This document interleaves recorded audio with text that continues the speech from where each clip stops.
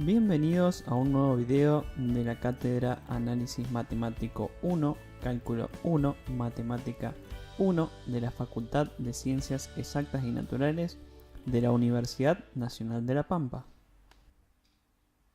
Bueno, en este nuevo video vamos a estar presentando la resolución del ejercicio 5 del práctico número 3 y vamos a resolver el inciso 2 y el 5.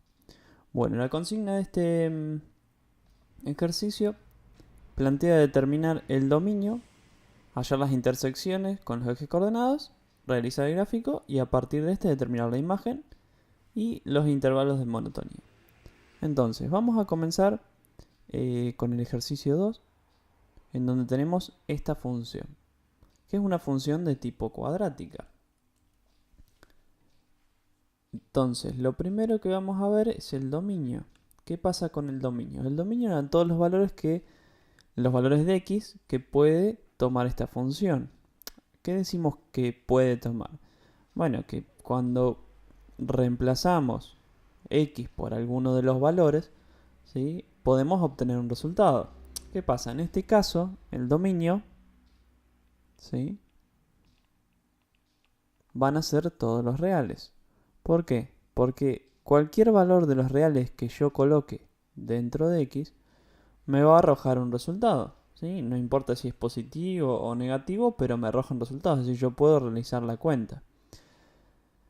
¿Qué pasa? Hay que tener cuidado en aquellas funciones en donde tenemos, por ejemplo, raíces de números negativos, ¿sí?, donde no van a tener soluciones en los reales, o bien cuando tenemos un cociente y no podemos dividir por 0. Entonces en esos casos tenemos que tener cuidado. Acá no hay problema, entonces el dominio son todos los reales. Para el caso de las intersecciones, como es una función cuadrática, ¿sí?, la intersección con el eje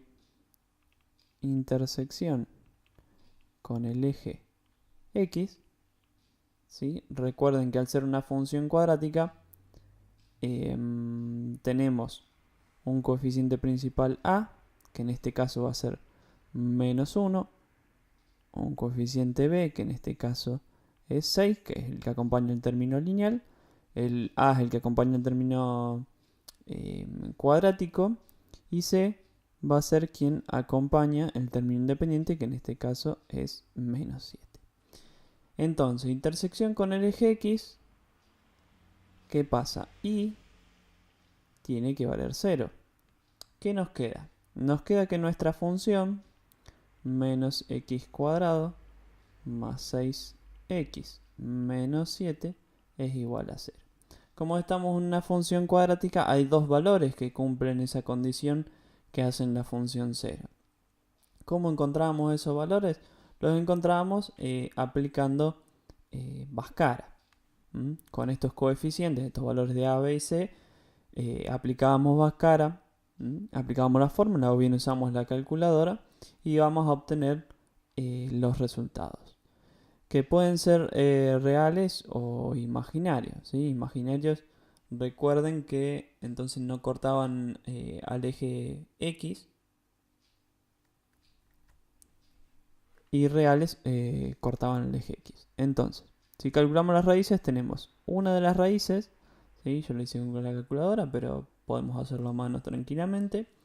Una de las raíces me queda que es menos raíz cuadrada de 2 más 3, ¿sí?, y otra de las raíces es la positiva, ¿sí?, raíz de 2 más 3. Entonces, esos son los dos puntos de corte de la función con el eje x. Es decir, uno de los puntos va a ser el raíz de 2 más 3, 0, ¿sí?, porque y vale 0 en esos puntos. Y otra es menos raíz de 2 más 3 y 0. Y por otro lado, la intersección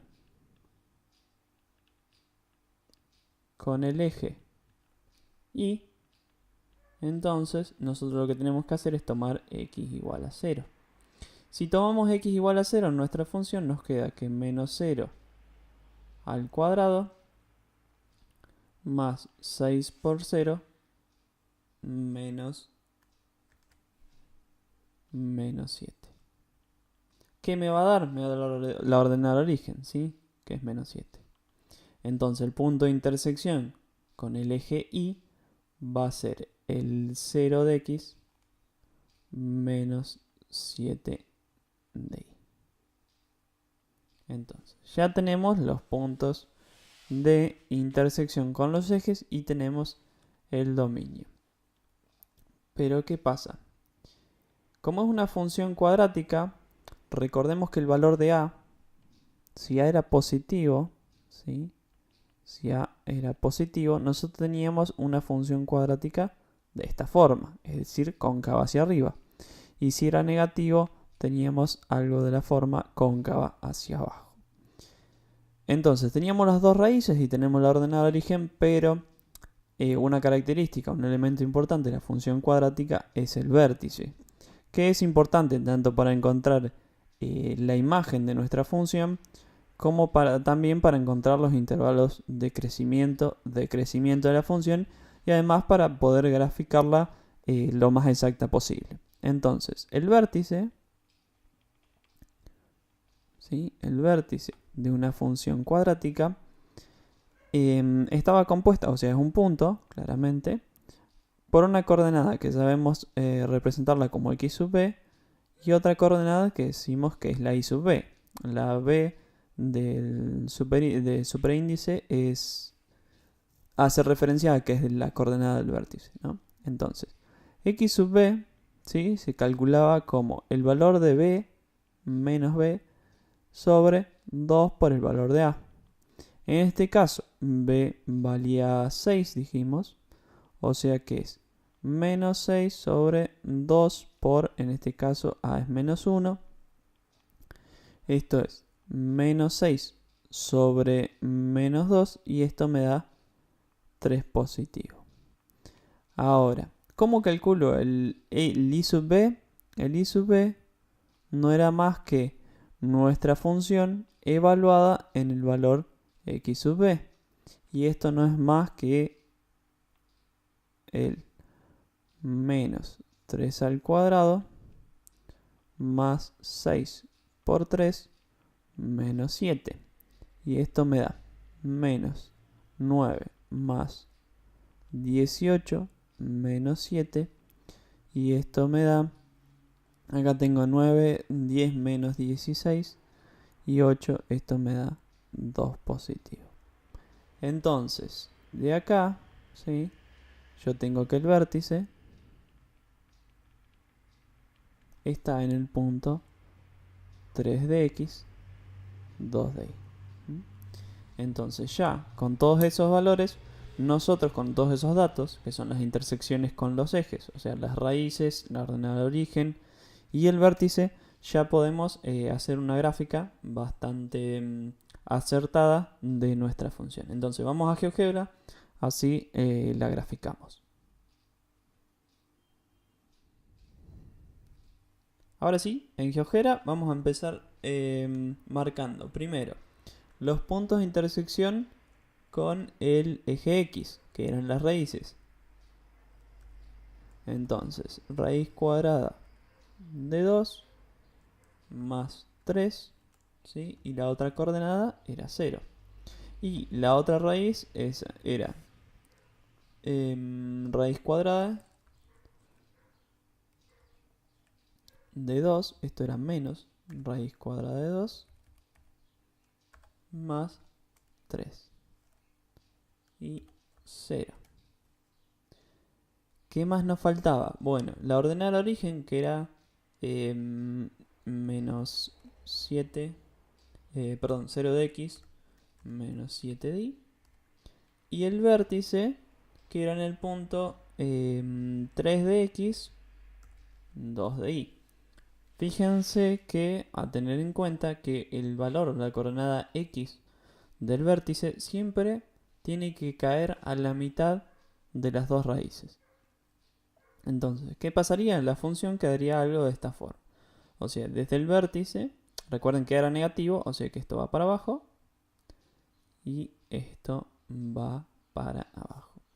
Si graficamos la función, fíjense que van a ir esos puntos de esa forma. Cuando nosotros estamos graficando, como las funciones cuadráticas son funciones pares, ¿sí? Se reflejan con respecto, son simétricas con respecto a un eje, que es el eje que pasa por el vértice. Entonces este punto lo podríamos haber reflejado acá.